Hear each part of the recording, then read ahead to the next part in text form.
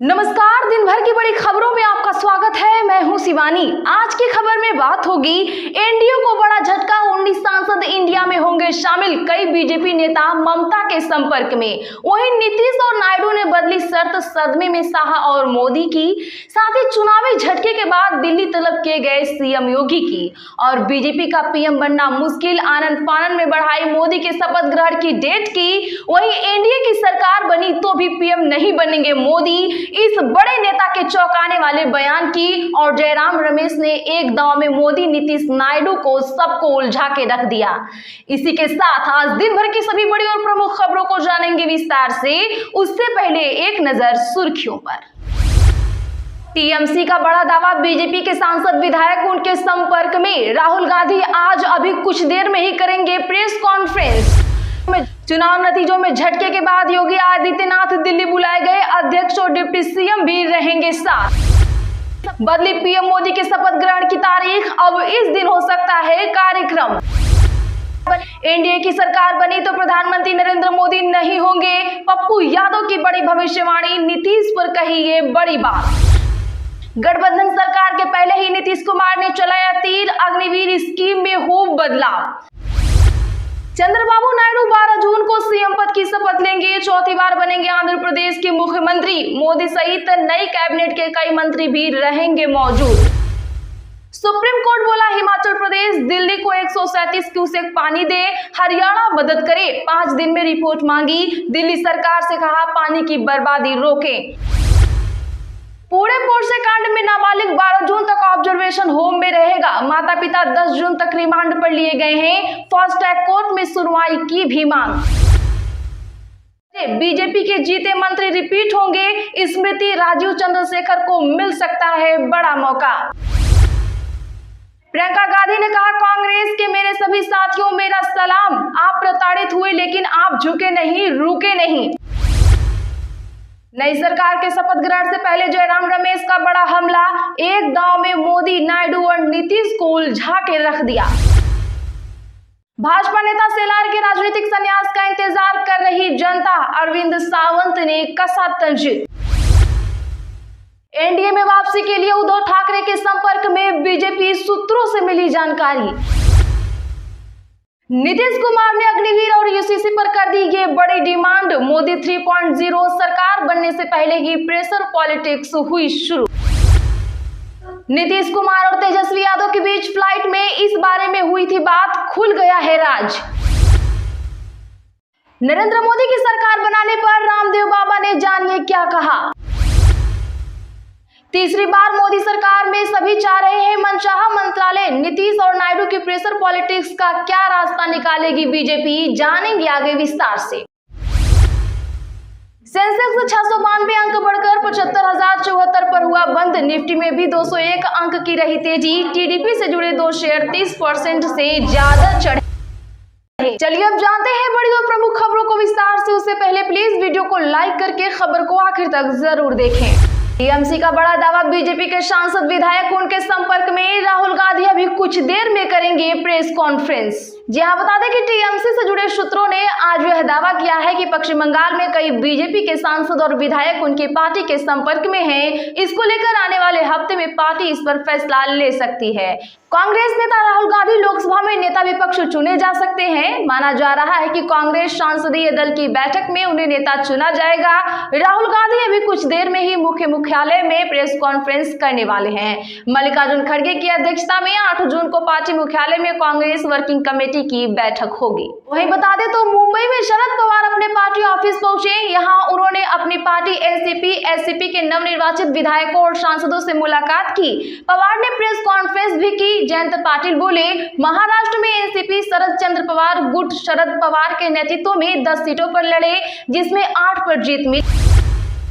चुनाव नतीजों में झटके के बाद योगी आदित्यनाथ दिल्ली बुलाए गए। अध्यक्ष और डिप्टी सीएम भी रहेंगे साथ। जी हां, बता दें कि लोकसभा चुनाव में भाजपा को उत्तर प्रदेश में सबसे बड़ा झटका लगा है। राज्य में उसे 29 सीटें खोनी पड़ी हैं और उसे महज 33 सीट पर ही जीत मिली है, जबकि 2019 के आम चुनाव में उसे 62 पर विजय मिली थी। इन नतीजों को लेकर सवाल उठ रहे हैं और भाजपा में मंथन का दौर जारी है। इस बीच पार्टी ने दिल्ली में संसदीय बोर्ड की मीटिंग बुलाई है। इस मीटिंग से पहले खास तौर पर प्रदेश को लेकर एक बैठक की जाएगी। इस बैठक के लिए उत्तर प्रदेश के सीएम योगी आदित्यनाथ को दिल्ली बुलाया गया है। माना जा रहा है कि इस मीटिंग में उत्तर प्रदेश में भाजपा के कमजोर प्रदर्शन पर चर्चा की जाएगी। बता दें कि यूपी की मीटिंग के बाद भाजपा के संसदीय दल की भी बैठक होगी। इस बैठक में नरेंद्र मोदी को नेता चुना जाएगा। बदली पीएम मोदी के शपथ ग्रहण की तारीख, अब इस दिन हो सकता है कार्यक्रम। जी हां, आपको बता दें कि खबर है कि नरेंद्र मोदी के शपथ ग्रहण समारोह की तारीख को एक दिन और आगे बढ़ा दिया गया है। दरअसल पहले कहा जा रहा था कि नरेंद्र मोदी 8 जून यानी शनिवार को पद की शपथ ले सकते हैं, लेकिन आपको बता दें तो अब पीएम नरेंद्र मोदी 8 नहीं 9 जून को शपथ ग्रहण समारोह में शामिल होंगे। खास बात है कि भारतीय जनता पार्टी 2024 के चुनाव में 240 सीटें जीतने में सफल रही। हालांकि पार्टी अपने दम पर बहुमत हासिल नहीं कर सकी और 2019 के आम चुनाव की तुलना में करीब 63 सीटों का नुकसान हुआ है।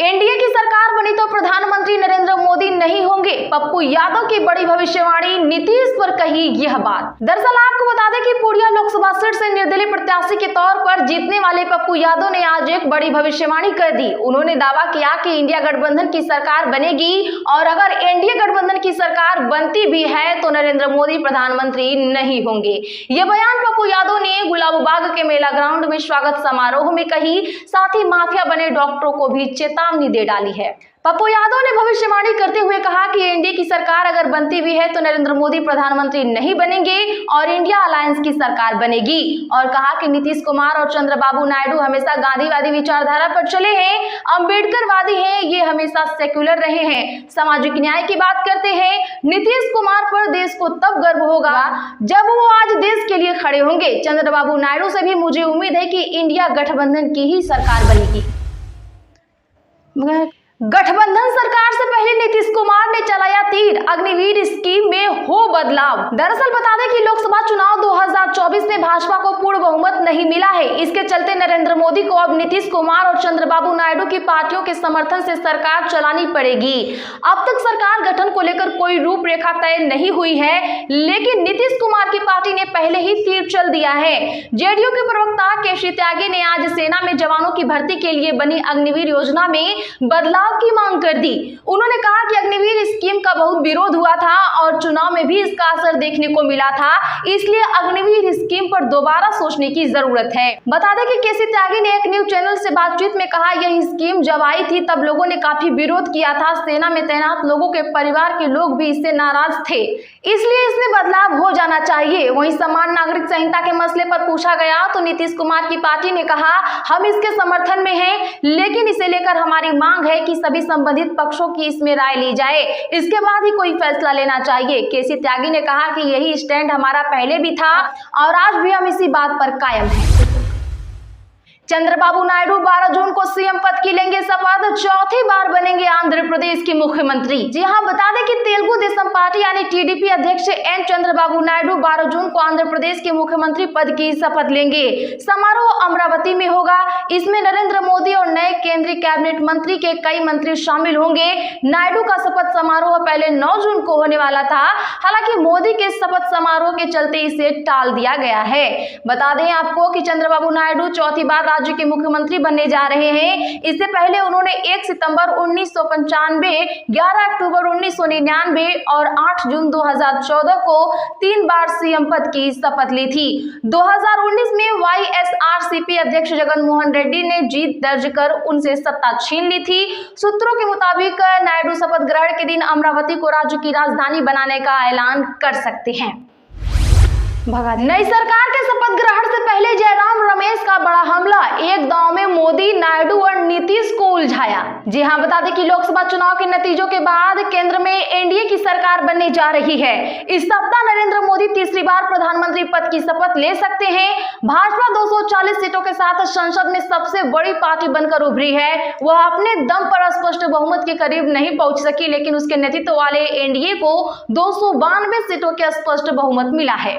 बीते दिन दिल्ली में एनडीए और इंडिया गठबंधन दोनों की बैठकें हुई। कांग्रेस पार्टी को 99 सीटें हासिल हुई हैं। इंडिया गठबंधन की बात करें तो उसके पास 234 सीटें हैं। शपथ ग्रहण समारोह से पहले ही कांग्रेस पार्टी ने भाजपा और नरेंद्र मोदी को घेरना शुरू कर दिया है। आज पार्टी नेता जयराम रमेश ने अपने एक गांव से नरेंद्र मोदी, टीडीपी प्रमुख चंद्रबाबू नायडू और जेडीयू अध्यक्ष नीतीश कुमार, इन तीनों को उलझाने की कोशिश की है। साथ ही जयराम रमेश ने अपने सोशल मीडिया पोस्ट में लिखा, बनने जा रहे 1/3 प्रधानमंत्री से हमारे 4 सवाल हैं। जयराम रमेश ने जो सवाल पूछे हैं वो सवाल है कि 30 अप्रैल 2014 को पवित्र नगरी तिरुपति में आपने आंध्र प्रदेश को विशेष दर्जा देने का वादा किया था, क्या वह वादा पूरा होगा? वहीं अपने दूसरे सवाल में जयराम रमेश ने पूछा, क्या आप विशाखापट्टनम स्टील प्लांट के निजीकरण को अब रोकेंगे?